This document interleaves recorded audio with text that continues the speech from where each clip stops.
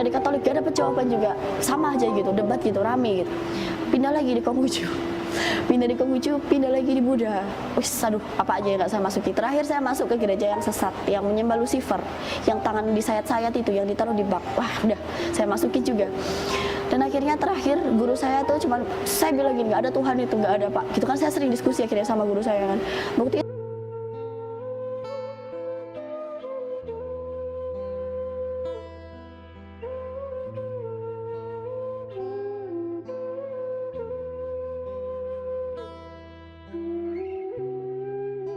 dulu nggak percaya Tuhan, nggak percaya adanya Allah. Ya karena saya kayak, hidupku gini banget sih gitu kan.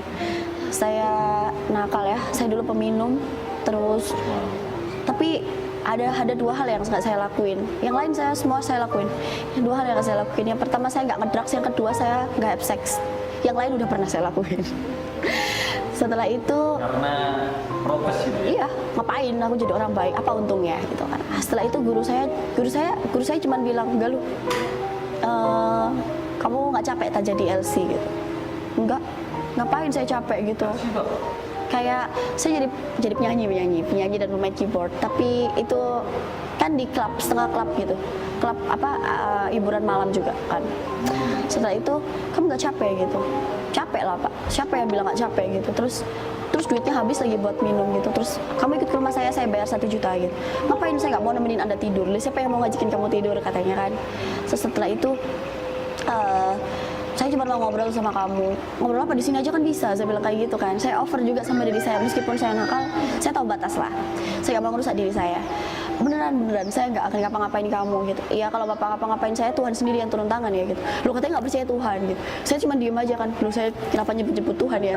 Terus saya bilang mungkin fitrahnya gitu ya, pikir saya waktu itu. Cuman saya tetap kayak nggak mau gitu. Kalau ngomong di tempat terbuka saja gitu.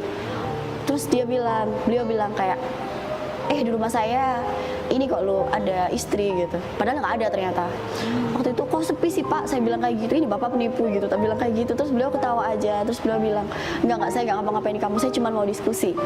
Setelah itu beliau tuh nggak nyuruh saya untuk masuk Islam, tapi beliau tuh cerita bahwa Tuhan itu ada. Gitu saya bilang, kalau gitu buktiin kalau Tuhan itu ada. Gimana, dengan cara apa gitu kan. Terus habis gitu beliau tuh nggak langsung tutup poin Tuhan itu seperti ini, tapi beliau tuh ngajak saya untuk merenung dan berpikir dari situ. Terus habis gitu saya tetap nggak paham tentang arti Tuhan itu apa kan. Terus saya nggak peduli. Waktu itu saya juga dapat tawaran, akhirnya kan dapat tawaran buat masuk di Katolik, Protestan dan lain sebagainya. Saya ikutin aja. Saya masuk gereja, saya nyanyi di gereja. Terus saya bilang, apaan sih, nggak jelas gitu. Tuhannya ada 3. Saya mikir kan, kalau Tuhannya ada 3, alasannya katanya, mohon maaf ya, saya nggak menjatuhkan atau apa, ini hanya sharing aja. Kalau Tuhannya 3 dan katanya kalau misalnya Tuhannya 1 itu nggak bisa mengurus dunia. Kalau dunianya semakin hancur, nanti Tuhannya bisa 4, 5, 6. Terus habis gitu analoginya gini, ada sebuah perusahaan itu dipimpin sama 3 orang. Terus habis gitu yang orang A mintanya pabriknya dibuat kayak santai, yang kedua dibuat kayak formal, yang ketiga ini, nanti berantem dong. Gimana kalau kayak gitu? Terus habis gitu orangnya bilang, kamu kurang ajar, udah kamu keluar aja. Ya udah saya keluar.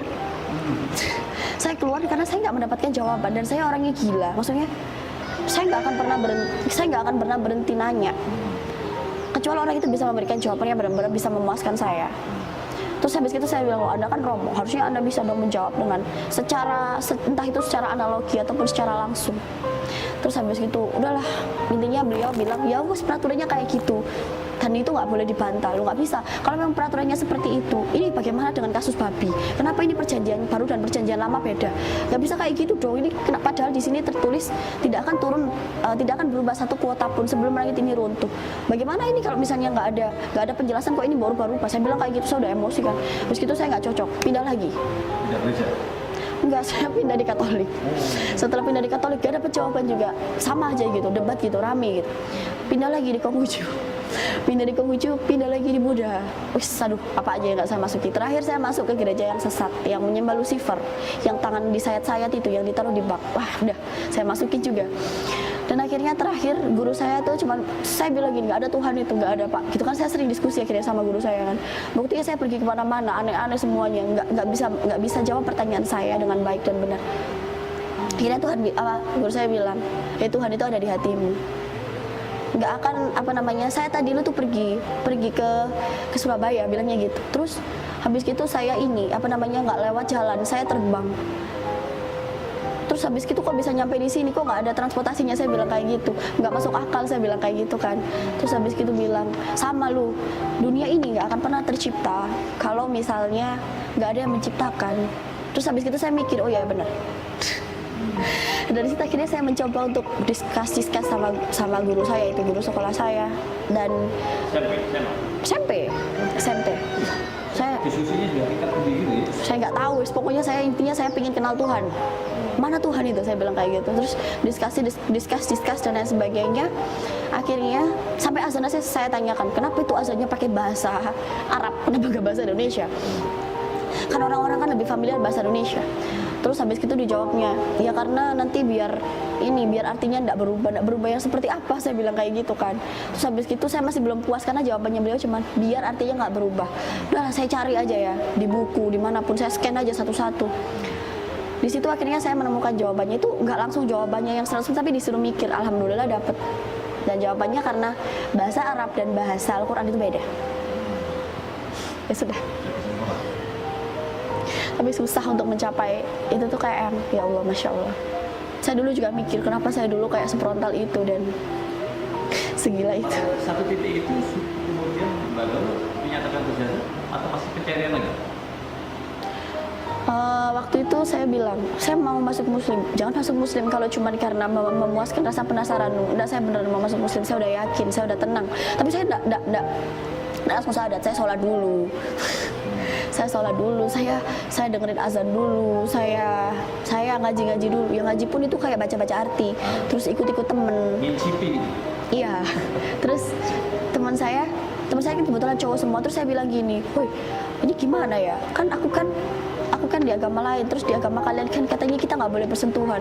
Kalau misalnya aku nggak kelihatan, terus darurat, terus temanku semuanya cowok, apalagi aku kerjaku di klub malam, kalau aku nggak ada teman cowok, aku diperkosa gimana? Kalau aku temenan sama cewek semua itu gimana? Terus itu kan aku kan kayak ragu ya, saya ragu.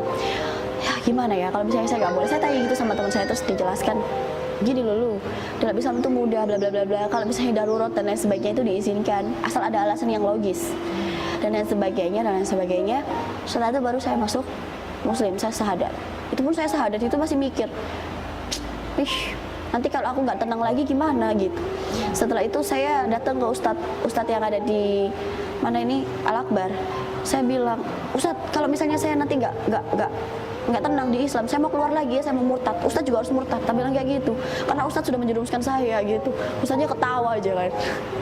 Setelah itu ya Allah, astagfirullahaladzim, ya Allah. Akhirnya saya di situ, dan ketika saya baca syahadat saya nangis dan saya nangis, saya nggak bisa ngebendung itu, saya bahagia. Setelah itu saya bilang ya saya dan seterusnya insya Allah akan memeluk Islam gitu. Gimana rasanya? Kenapa? Rasa bahagia gitu ya? Ya happy, tenang sih, lebih tepatnya kayak tenang aja ketika saya ada masalah sedih gitu. Mungkin kalau dulu ya saya akan meledak-ledak melampiaskannya dengan minum dan lain sebagainya, tapi ketika saya sudah masuk muslim kan ya udah, ya nggak langsung berhenti memang untuk minum dan lain sebagainya, tapi setidaknya ketika saya sholat itu kayak lebih tenang, lebih yang Masya Allah, kayak ya udahlah, masalah itu bakal cepat berlalu, kayak lebih kayak gitu sih. Belum bersahabat punya persepsi tertentu terhadap Islam? Iya, saya bilang, kenapa itu Islam boleh nikah lebih dari 4, boleh nikah dari 1, harus 4.